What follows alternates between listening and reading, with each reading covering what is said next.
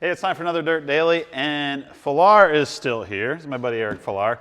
He came up to help work on the giveaway Gladiator, and he brought some parts for his own truck. So, this is Eric's, what year is your truck? It's a 2002 F-250 with the 7.3 power stroke diesel. It's like a perfect tow rig. And great for dragging his flat fender or your boat. Multiple flat fenders and boats and your Jeep up here this particular trip. And we want to put a locker in the back of it. Now, why would you put a locker in a tow rig? So it's actually, this particular unit is a limited slip. Oh, it's a limited slip. Yeah, it's not actually a full locker. Well, let's back up then. Yeah. What is the difference between the limited slip and a full locker? And this particular type of limited slip. A full locker, generally, anytime you're on the gas, an automatic locker is going to be 100% power applied to both wheels when you're on the gas. So it's going to send, if you've got one tire in the dirt, one tire on the ground, and a normal open differential situation, or this particular worn out track lock that I've got in my old truck, the tire with the least amount of traction is going to spin like crazy and it'll never transfer power to the tire with traction.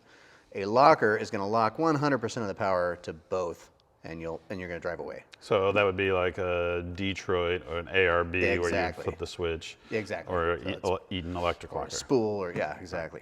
So this particular unit, this Grip Pro, Powertrax Grip Pro that I came across, I've seen lots of times out on the trail. I had a couple of Jeeps on a trail in Rubicon with me last summer, and those things were incredibly capable with this limited slip. It's a helical style limited slip. So it's not clutch based. It's not clutch based, so it doesn't need any kind of additive, which is cool. It's all steel. It essentially works off of spiral cut gears, and as you apply power, the spiral cut part of them force the gears into the case, creating a lockup situation. So it's actually progressive, so the more power you give it, the more it spreads those gears and the more it locks up. So it's a full, super strong forged steel case. And so it's kind of more of a limited slip and less of a locker. It's kind of like, because you don't have clutches that are going to wear out. No clutches, but it is still a limited slip because it is never technically 100% locked.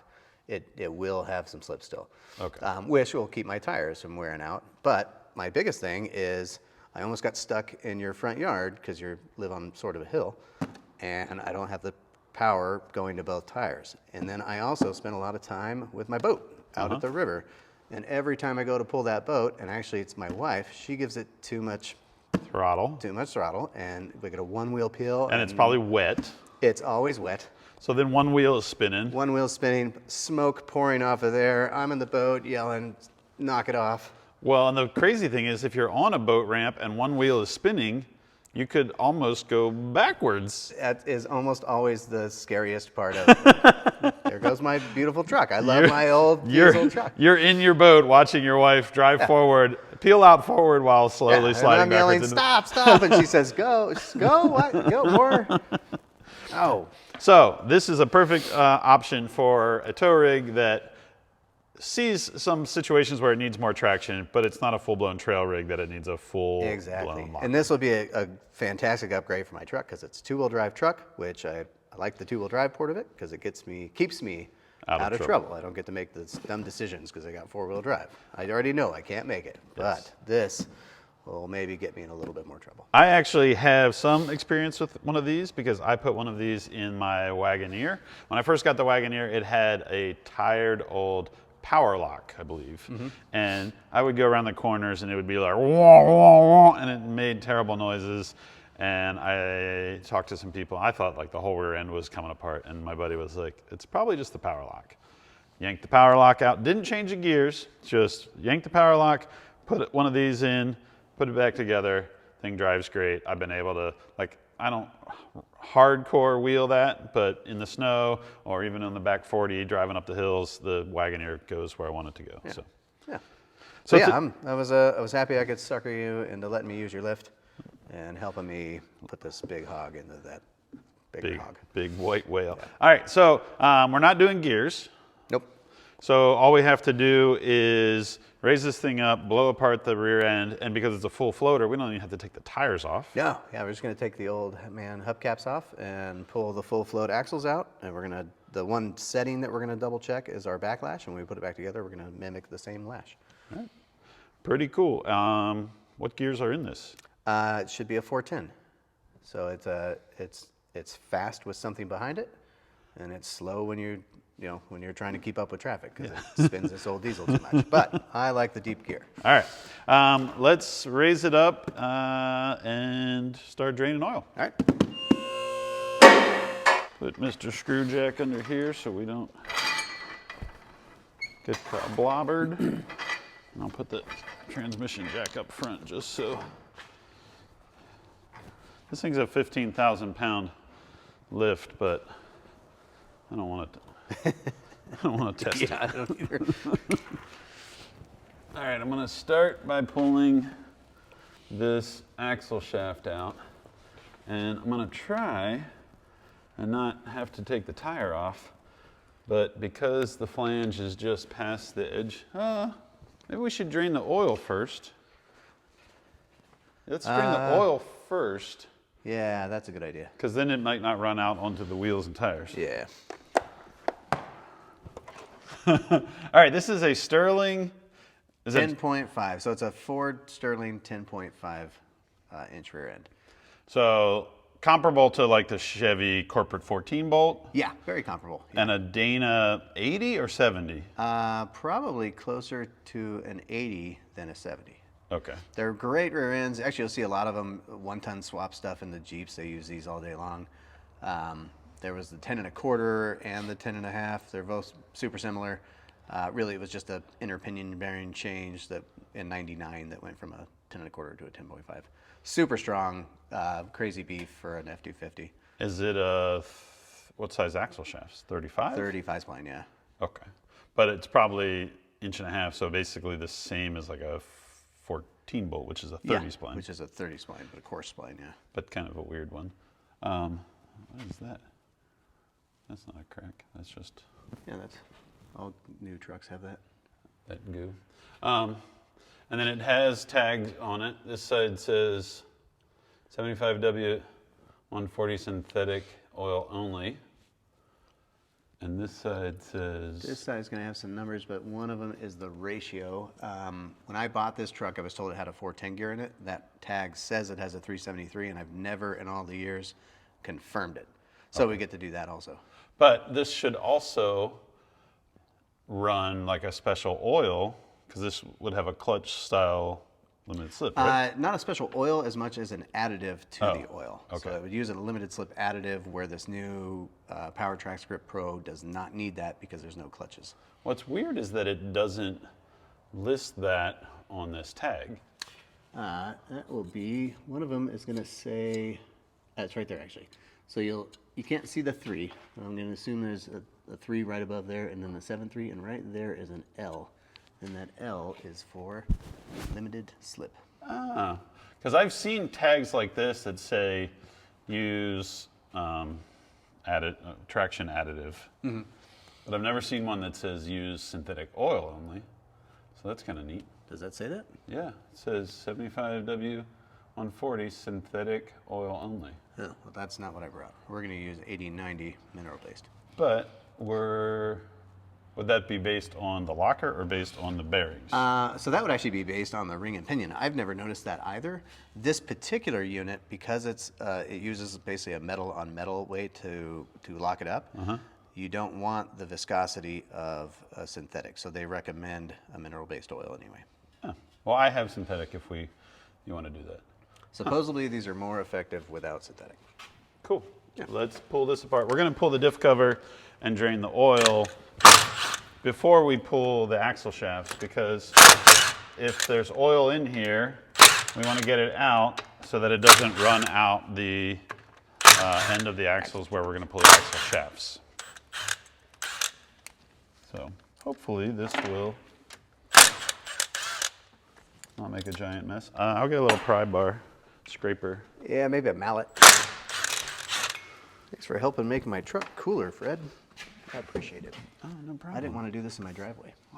Why did you leave the bottom one? So it wouldn't open up in a wave of smelly gear oil. Oh, I always leave the top one. Oh, did I take the top one all the way out? That was a joke I was about to play on you unknowingly. I'm glad you caught that. Well, that actually looks pretty good. Look, you can see through it. That tells you that I take care of my stuff. Taste it. You're supposed to taste it. You go first. What's your guess? I'm saying it's 373. I think the tag is right, and the sales guy shanghaied you. He might have, but like when I cruise down the freeway, this thing is screaming at 75, which I don't usually do too much of when I'm towing, and that's what I use this for primarily. Well, So I'm hoping it's 410s because I'm really happy with the power. that just means you need bigger tires. No, two-wheel drive. Yeah, Stay out bigger of trouble. tires and a transfer case and a front axle, Dana 60 front axle. We'll ruin this old man truck before you know it. See if you see any numbers. I'm going to see what the ratio is.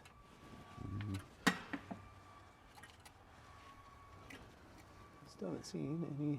I haven't either. Guess we're going to have to actually count stuff. That's weird. The numbers should be pretty obvious.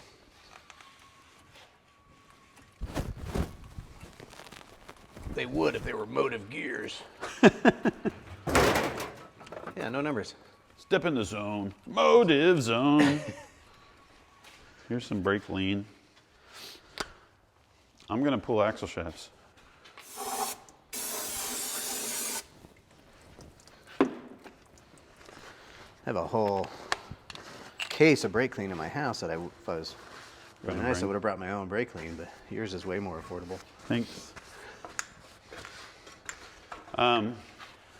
So this was what tells you it's a full floater axle that has a flange inside of your lug nuts, 8 bolts holding this on, and the way this works is there is a spindle on the end of the axle housing.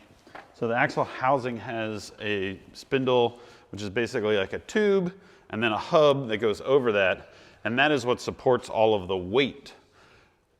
But the axle shaft bolts to the hub, slides through that spindle, that tube, and goes into your differential, and that is what motivates or makes the vehicle move forward. So it's kind of a really cool design because if you ever broke an axle shaft, you could take this flange off and fish out the broken axle shaft, and you could still drive because the hub would still ride on the spindle and still support the weight. I mean, it might not drive if you don't have a locker, but it is, I think, better than a semi-float. It's way better. What were you going to say? It's way better because now we don't have to take the tires off. It is better. Almost every heavy-duty truck, 3/4 ton or 1 ton, will have a full float axle. There were a couple.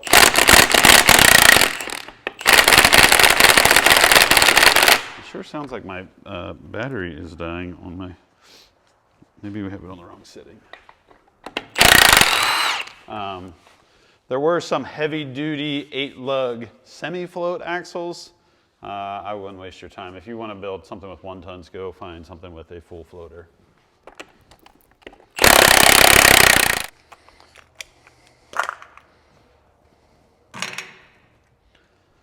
Okay, here we go. Oh, this thing might have a gasket under there and be kind of tight. Look at that. Just a little bit of oil to spill all over his tire. Luckily, I put this diaper on. You don't actually have to take the axle shaft all the way out. You can just kind of pull it out to about there and let it sit. Because as long as it's out of the journals and the spline of the differential, the whole differential will come out.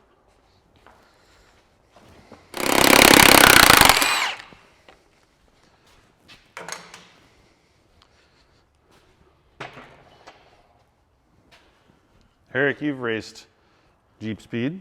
Yes, sir. Were any of your Jeep Speed Jeeps 4-wheel drive? Yes.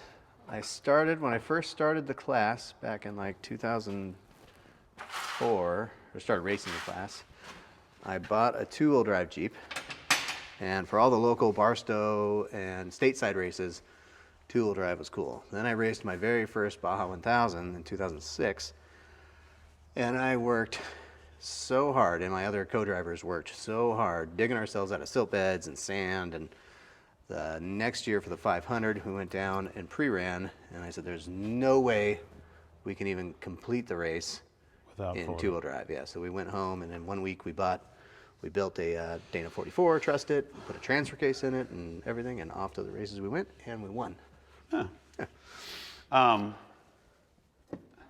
Have you ever seen anybody desert racing with a winch? I put one on my when I was two-wheel drive, my first Baja race. I made sure I had a winch, and that was the only reason it kind of saved a little grace. But yeah, we had a removable winch with a mount in the front and the back, and the winch mounted inside the cab until we needed it. Did you keep the winch when you went to four-wheel drive? I kept the mounts, but I don't think I kept the winch. I might have, because it's one of those tools for that type of racing that come in pretty handy sometimes. Like, that's what always boggles my mind, is that like these desert racers don't seem to ever have a winch. And they're so concerned about weight, but it seems like some of those trucks are like really heavy. I raced a spec trophy truck one time for a guy, and they didn't even have a shovel on it. So we spent a lot of time digging out with cactus branches and stuff that we'd found. And the second we got to another pit, we bought a shovel off of some other team, and my co-driver held it the whole time. It was an awful race. Eric, what are you doing? So right now, I am checking the lash, because that's really the only thing we need to worry about. And it looks like I got 12 thousandths. So when we go back together, we're going to make sure that we mimic this 12 thousandths so it holds the pattern and the lash the same. So this is the dial indicator we showed before. Has a magnetic base that attaches to the housing, has an arm that you can adjust, and then a gauge right here. And this little protrusion that sticks out is up against one of the teeth of the ring gear. And as the ring gear moves back and forth, this dial will turn. When you're doing this, you're not turning the pinion. You're just moving the ring gear so that the teeth move above and front and back from the teeth on the pinion, and that movement is what we're measuring. And you don't really want that much. What do you have? That's set at 12 thousandths right now. So even with, I don't know how many miles. My truck has 300,000 miles on it. I don't know how many this ring and pinion have. It looks great, so I'm happy about that. But this is really the only precision tool that we need. You can get these at like Harbor Freight for $15 or something. Or from motivegear.com. Or from Motivegear for 4 times that much. Don't say that. From Motivegear, the best in the business. That's what you're supposed to say. All right, so we know that that's 12, and we need to be back at 12 when it's all go back together, said and done. This unit, this Powertrax Grip Pro, is supposed to be machined to the factory spec. So we're going to go back with, I actually I got new bearings for the carrier just so we could save time and not have to pull these off and put them back on. So new bearings is always a plus anyway. And we'll just go back with this, the factory side shim that's in there right now, and hopefully it'll be back at that 12 thousandths. So are the side shims on this outside of the bearing? They are outside of the bearing, yes. Okay. Correct. So, good. Yeah. Let's take it apart. All right. I can't wait to find out if I got 410s. It's got to be 410s. Because even with this is a slightly larger, like an 1.5 inch larger tire, or 2 inches taller than it's supposed to be. And it's still screaming going down the highway. Yeah, there's no marks. Make some marks.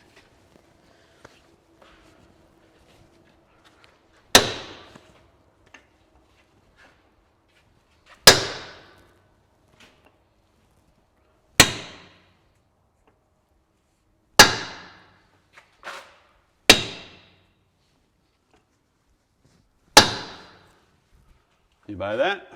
Like that? So what we did was put a couple marks on the bearing caps so that we put them back in the same orientation and same side. You don't want to get those switched side to side. I'm going to leave these threaded in just a hair so that when we when we are working it out, Pry it doesn't fall in it there. doesn't, yeah, land on my gouty toe.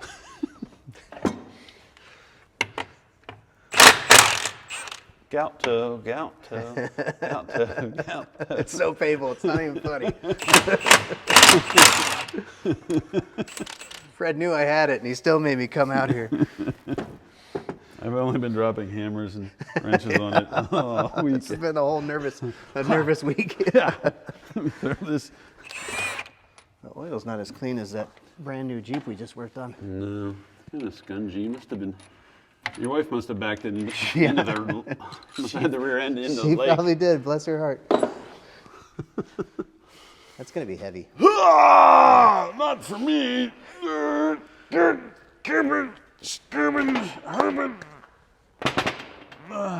The fact that these numbers say 373. No way. 1, 2. You count yours. Yep. 41, so I bet you have 11. I do. Damn it! So, I don't know that we talked about this the last time. I'm going to bring everybody in here and talk about this. Yeah. So in here, this is the pinion, and the pinion has 11 teeth on it. Wow, look at the wear pattern on the pinion. You can see like the parts of the gear that it was using and the part that it was never touching. Yeah. That's kind of neat. Now here we have the ring gear, and I counted 11 teeth on the pinion, and Eric counted 41 teeth. 41 teeth. So that means that in order for the ring gear to turn one full rotation, So in order for the ring gear to turn one full rotation, the pinion has to turn how many times? 41 divided by 11. So yeah, we're gonna take 41 teeth divided by 11 pinion teeth, and it's gonna turn 3.727272723 Forever. 3.73 times. So every time the engine turns and the transmission turns, the pinion turns, and all of that goes into, that means it has to turn 3.73 times in order for the tire to turn one full rotation, or this, at least the ring gear. Now it will be the tire because it'll be evenly. Yeah, exactly. So even though we were hoping, Eric was hoping that he had 410s, he Yeah, I actually used to has, like to blame my poor fuel mileage on my super deep gearing, but now it just turns out it's an old 7.3 that doesn't get good mileage. it's a 7.3. It has 3.73. 3 years ago. Yeah. Yeah, 7.3 with, yeah. 3.73. All right, that's kind of cool. I don't know that we actually explained how ring gears work before. We didn't, but that makes, yeah. So what is our next step? We have this out, and we want to put that in. Cool. Here is our factory track lock. It has side bearings on it, and these are all these. This is That's our shim that shim we're going pack. to keep note of. So we want to reuse the ring gear. We're going to reuse the ring gear. So we're going to take the ring gear off. I bought new bearings so we didn't have to pull these off, but we do have the puller to do that if we wanted to. I'm just going to go ahead and put new bearings on it because likely this has 300,000 miles on it. Likely. So The ring gear will go over there. Do we reuse the ring gear bolts? We are on this one, yes. Okay. Yeah, some people prefer not to. I don't have a problem with that. We're going to clean them really well and use Loctite and put them back on. And then right down here, below the ring gear, there is another gear type thing. It looks like a bicycle gear. Yeah, that's our tone ring. So that's our traction control and speed sensor. So this, inside the axle housing up at the top, there's a little speed sensor, and as this spins around, it goes boop, boop, boop, boop, boop, boop, boop. Some sort of magnet sensor talks to each other, and that translates to a computer which tells the dash how fast Eric is going when he's towing his boat, or how fast his tires are spinning when his boat is sliding backwards into the lake. Yeah, and that has that tone ring has a really light press fit. So there's a little notch here on the Powertrax or the Grip Pro. That'll line that up, and then we're just going to tap it on with a hammer. It's just a real light press fit around the outside. So Cool. This already comes ready for that. So we need to pull off ring gear, keep track of the shims. This is passenger side. I'll take care of that. And then remove the ring gear and that tone ring and transmit it all over to there. Yep. Okay. And clean everything. We remove the ring gear. We remove the ring gear bolts and put those in a cleaner. This is the tone ring steering wheel. And that is going to go on the grip lock. Grip Pro, Grip and it Pro. has a super light press fit. So you're just gonna line it up with that, tap it on with your purse.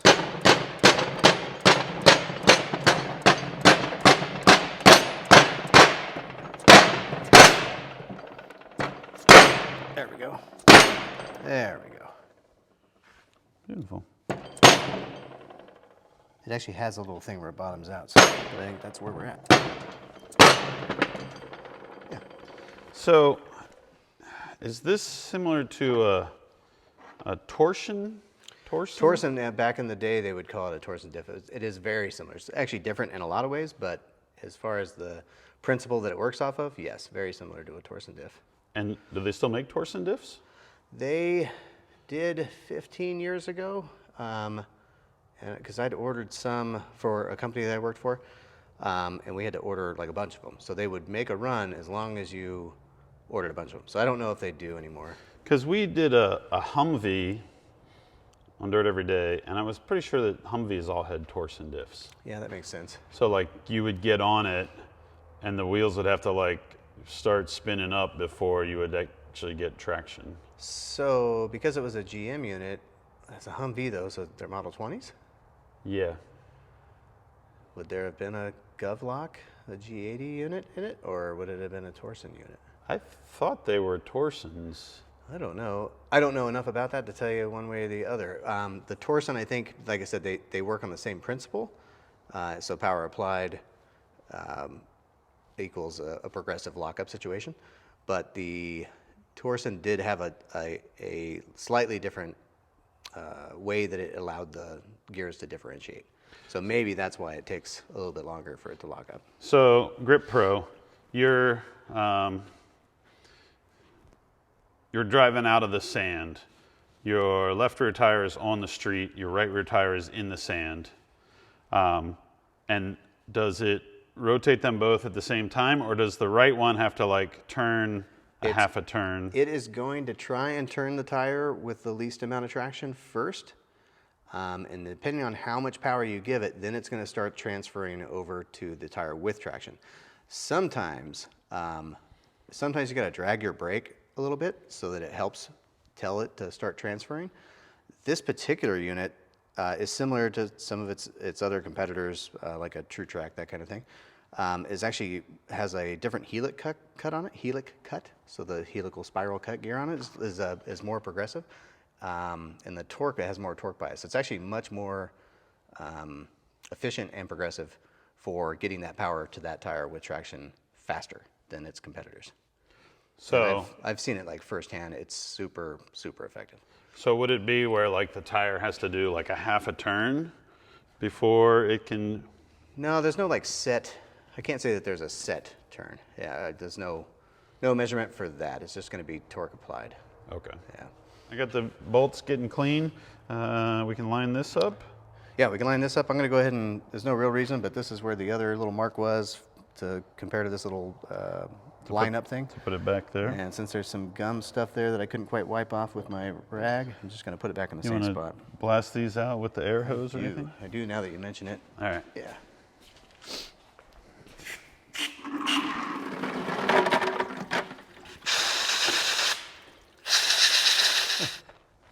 You know what that is? Is that a helicoil? Sure is.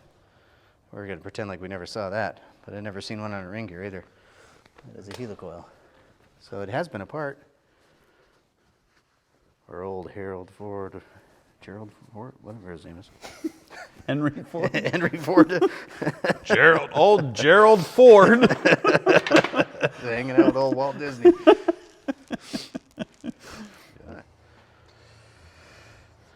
All right. I already put Loctite in, but I'm going to double down on all the Loctite. Might as well, man. It's You only live once. stuff basically free.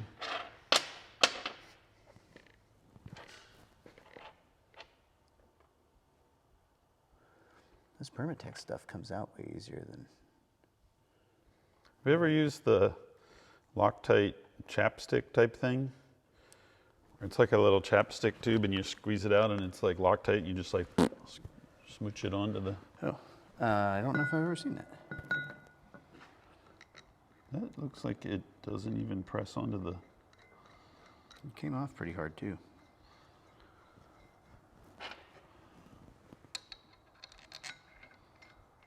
Oh, is it? Maybe it is. Maybe it is a little press. Ooh.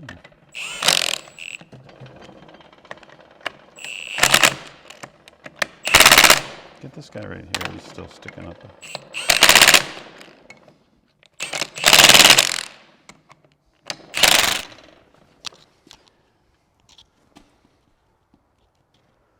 That looks like the same. If you were going to build a 4x4 right now that you don't currently own, what would you want to build? Like, what project would you be like, I really think it'd be fun to build a... I would love a short, fat, flat fender rock crawler. I think that would be what I would have the most fun with. But if it was like unlimited budget, you could do whatever you want, then I want to build something expensive. And then I either want to build like a Bronco, the new Bronco Raptor, or if it's super unlimited, all these cool four-wheel drive trophy trucks. You didn't really put any parameters on anything. I didn't really put any parameters. Yeah. Yeah, no, I think it's like something that's within reasonable. Short, fat, flat fender then. I want to see more short, flat CJ5s. Oh yeah, yeah. I do. One of my second or third or 18th Jeep was a CJ5. I loved it. That's one thing I don't own right now. I'd like a 5 and a 7. I want one of everything, actually. I don't really want a 7. My first Jeep was a CJ5. My second one was a CJ7, and the first one I never really got it street legal. So the one that I really kind of call my first one was a CJ7. And now, like, kind of knowing all of the CJ7. Well, yeah, you're not going to do all the smog stuff or use the 4-speed or the 5-speed. Yeah, and the frame's kind of wonky. Or the frame. Yeah, I just want a door that's easy to get into, but I really like round fender Jeeps. I want like an LJ with like a CJ7 front clip. Kind of like, you know, Corby's from Warren. Yeah, I had an aluminum version of that we were building, and then we never finished it and sold it to some guy overseas. So he's got a cool Jeep. I think you should build a CJ5, a low. There's a guy in Colorado that did high line fenders on a CJ5, and they're really cool looking. He did a really nice job. Was he able to keep it real low? Yeah. Oh, so it's going to sit low, but he moved the fenders up yeah. and like and did it. Yeah. I love seeing cool things that other people do and then wanting to do that. I don't have any time to do that. Are we done? Is this enough? I think so. Yeah, we were cranking on that pretty hard. That should be seated. Okay. We'll put some bearings on. We'll put some bearings on, and we might actually go ahead and just torque these. So maybe we'll use your little vise in this funny little notch down here. And what did I say it was, 90 pounds? I don't know. The important part is that we didn't under torque them. We used the perfect number of Ooga-Doogas to... This is, yeah, we nailed it. Exactly 90. Yeah. The important part is that now you know what happens when you're really in the shop all by yourself and 50 or 60,000 other people. You didn't see that. Y'all just bite your tongue. It's my truck. Leave me alone. Yeah, that's right. It's Filarski's truck. If this is wrong, he has AAA. All right, I got new bearings. All right. We're going to put bearings on the way I do it when I'm in my garage. Nobody's looking. With a precision press. Yep, in a way.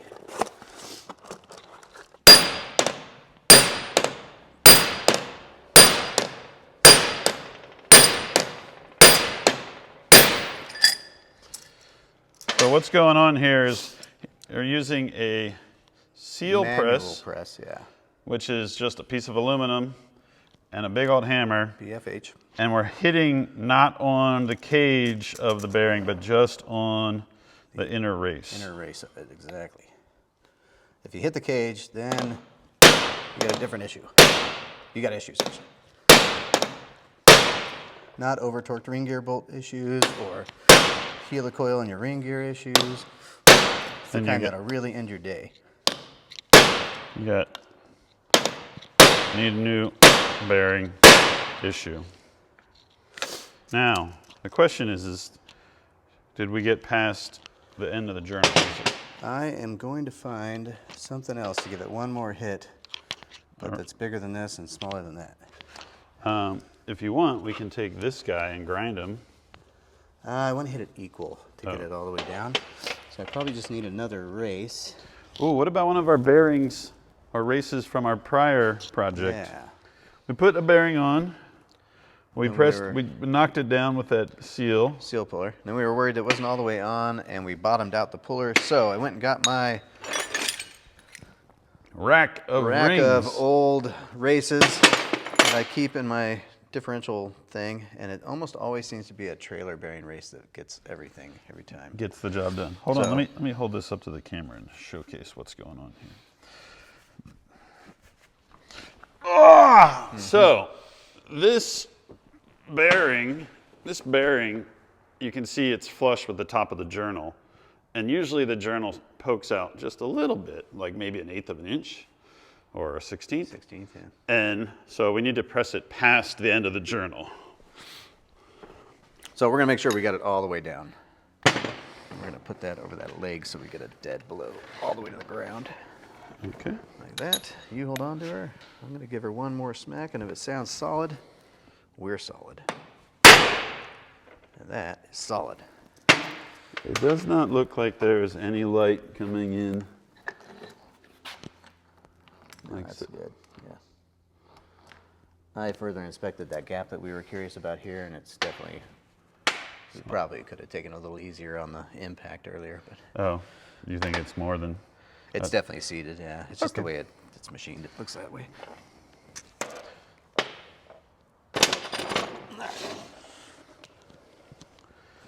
So the other side, even though the journal sticks past the cage and the bearings, we are going to put the race on the outside of the bearings, and so that when we're hammering on it, it doesn't want to push onto the bearings, it's pushing on the race. Yeah.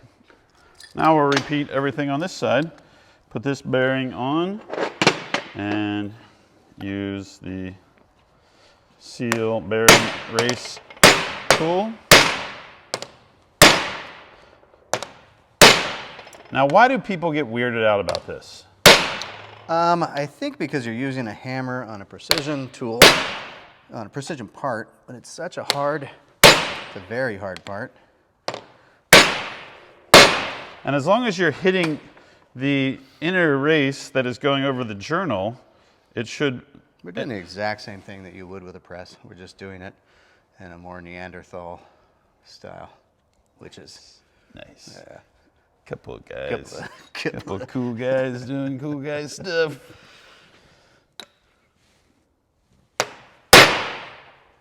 And it's good. What was my question? I don't know. Yeah. So, put the race on this. Put the shims on the outside. Yeah. Put it back in. I'm going to go ahead and just drop a little pre-oil down the bearing for extra... Feel goods. Yeah, extra feel goods, exactly. And we're going to put it in. We're almost done. This is Dr. Feel only like an hour into this tops, and that's with push and play. We could stop and go get some lunch. We could just work another 45 minutes and drive my truck to lunch. So, let me think if I can remember what this. In the Bahamas, a slice of pie costs $1. And at the tip of Key West, a slice of pie costs $1.25. And in Cuba, a slice of pie costs $1.50. These are the pirates of the Caribbean. I don't actually leave the dad jokes. I don't actually know if all of those are in the Caribbean, but you know, I don't know geography. I don't think most of us. None of you I don't guys. know. They don't know. There's either. probably one of you that's a geography major. And We're the rest making of these videos for you and me Yes. and all of our buddies. Let's go back under the truck and put this thing away. We gotta get this in there before the battery dies on the camera. This thing is so darn heavy, Fred. Oh yeah. Do we want to clean this more? I kind of already wiped everything out in here. It's kind of. That's just. It's definitely some scungy. Yeah, maybe we should put a little more time into it. Come here, rolly cart. Let me find another can of. You'll never meet like you would never buy a truck from a mechanic, right? I wouldn't. Because they don't work on it very good? Yeah, a shoemaker never has shoes. Yeah. I'm gonna put this hammer right here, and we're probably gonna need that big brass drift. Okay. The big guy, which I don't see on the table, so it's somewhere. You can do it.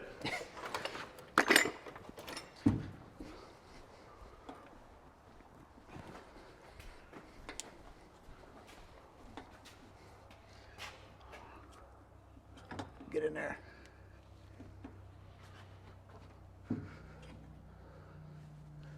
Jeez. Yeah, it's so heavy. Much tighter. It does seem a little bit tighter.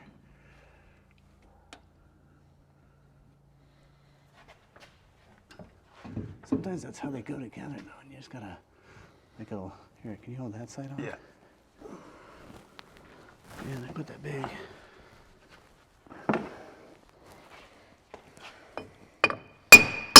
Yeah. Oh yeah.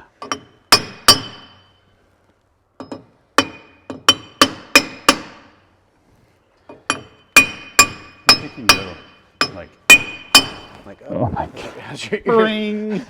How's my tinnitus? It's to doing great. Yeah.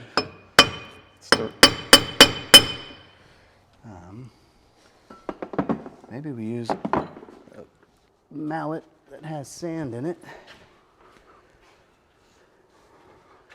And we hit the unit itself. Yeah. I think that's going to straighten out. Can you see the camera? I can, yeah. Can the camera see us? Yeah, it looks like we're doing really sketchy stuff right now. All right. But move this hand and I'm going to... Oh, you're gonna hit it there. Yeah. It's moving. And How about right on the ring gear, but not the tone ring? It's moving when you do that. is it? Okay. Yeah. Oh, that's working great. Is it? Yep.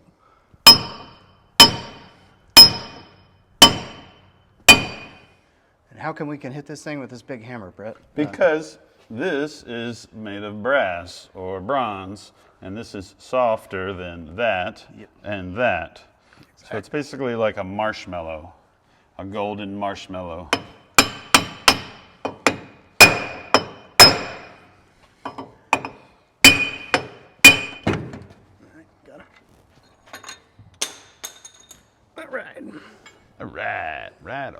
All right.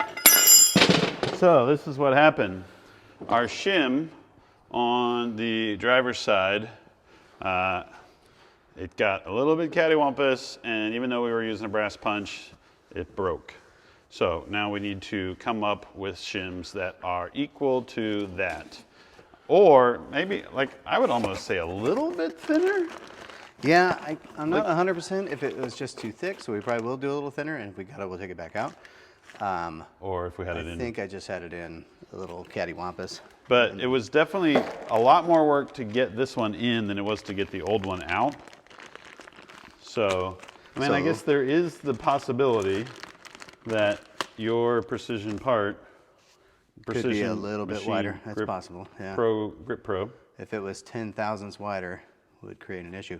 So I was kind of ready Smart for enough. that. So I'd ordered from Motive Gear Hey, Motive Gear. a super shim stack. So it's an F10.25 SSK. Super shims. So we got shims. All right. This was our old shim that we broke, and it measured 280 thousandths or 0.280. And this is our new shim stack that we have made to equal this out of multiple shims because It's like what we call a super shim kit. So what you have is two thick outers and then a bunch of thin inners. So we had two, I think 98,000 outers. We added whatever that makes to come up with 267 thousandths. So we're gonna be 13 thousandths less than what we were dealing with. We're gonna see if that'll let it go in, and then we're gonna check lash, and we may have to adjust a little bit side to side. But the point is that we are replacing this with a stack. We felt like it was pretty tight, and so hopefully maybe the Grip Pro is a little bit wider than machined. So this will hopefully make it go in easier, and hopefully it's perfect. If not, we can adjust it. We can put another shim in, or we can take... And these are steel, so we can be a little meaner to these than that old factory cast piece. Oh, yeah. Yuck. Yunk. All right, we're going back in. Stand back. It's going to get awesome. Wrench and pry bar out of the way.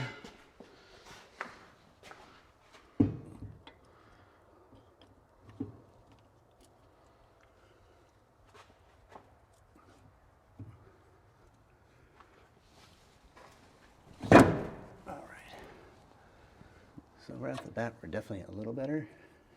It actually went in too easy, but I don't have this shim where it needs to be yet. So We kind of need it coming out and get it in there before. yeah. Because with the thick one near the thin ones, we kind of got to have it. So I'm gonna kind of like roll it out and see if you can Roll work it that in. part in. Yeah. Roll Oh, out. it's getting. Okay. Wait.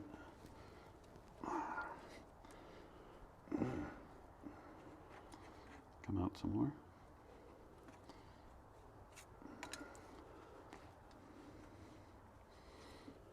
Why? Okay, maybe there.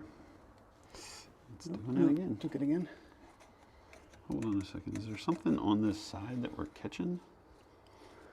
Oh, we can take it out and look. Yeah. All right, coming out.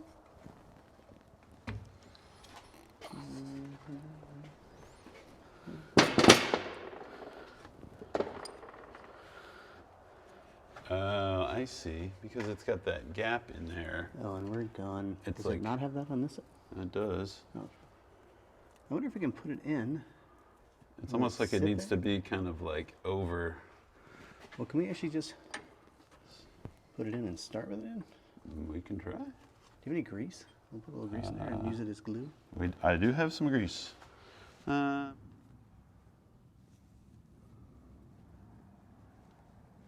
All right.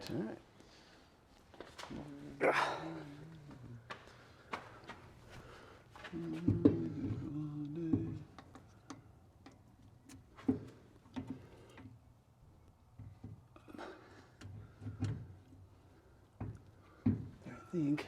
Oh, it's looking good on this side. Yeah, it's working actually. Okay. I got it. If you want to grab Whack'em Schmack'em tools. Yeah, there you go.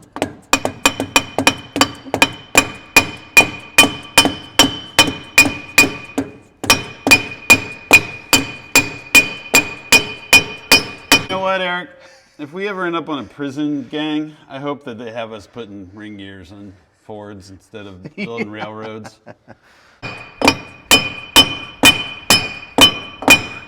Now we're going to check the backlash. Once we put our caps back on, Fred, it's going to be like 50 thousandths, and we're going to start all over again. Oh, that thing's just about. Does it seem? It's. I don't know. Oh, that's way too much.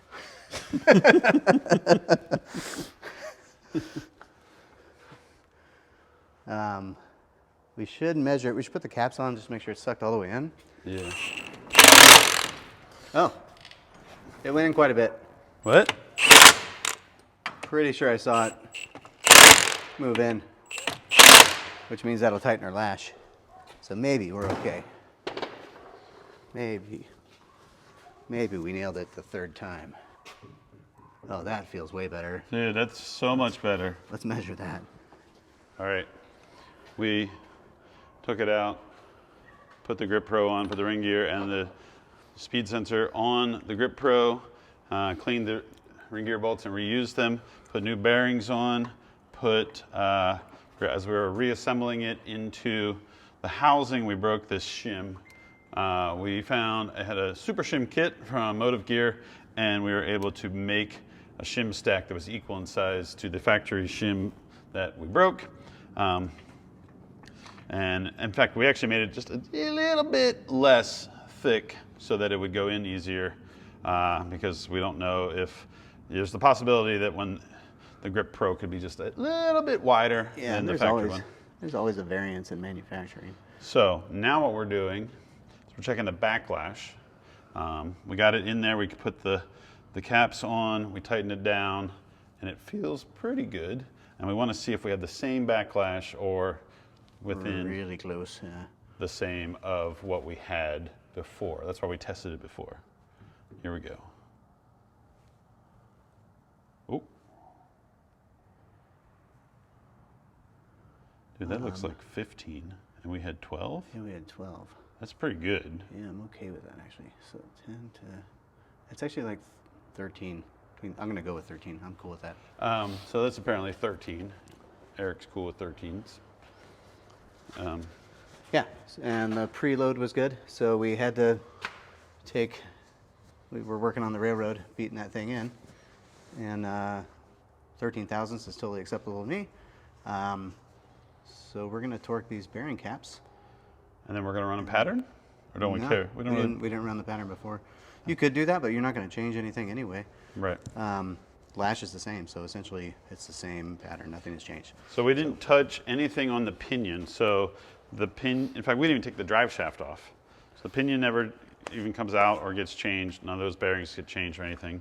The only thing we change is the carrier and the bearings and the shim on the driver's side, which we just happened to do because that other factory shim broke. So yeah, so we're going to torque the bearing caps and slide axle shafts in it. And put some oil in it. Put oil in it, yeah.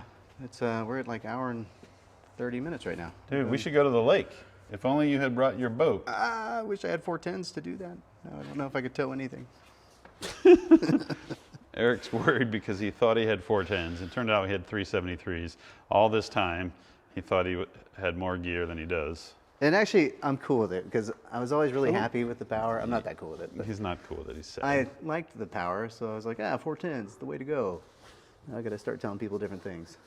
373s. 373s is, now all of his customers will be like, what you really need is 373s. All right, we're gonna button this thing up, and that will be the end of this episode. Hopefully we can get it all done before the camera dies. So I'm gonna put this axle shaft back in, and a lot of times with these full floater axle flange, there will be either a gasket here or someone will use some sort of RTV. This Sterling has an O-ring that seals in there, which is great because that means you don't need to scrape this off, and reapply, or come up with a new gasket, or try to protect that gasket from getting torn when you remove it. So I can just kind of feed this in there, spline it into the differential, and then turn the hub, and now the holes are lined up. We'll put the bolts in and tighten that up, and then the axle shafts are back in. Really easy. Look, I didn't even take the tire off. I didn't even take the wheel off. I only got a little bit of gear oil on his nice chrome wheel. Just wipe Get that off of there. Don't say anything. You need to see nothing. Nothing happened here.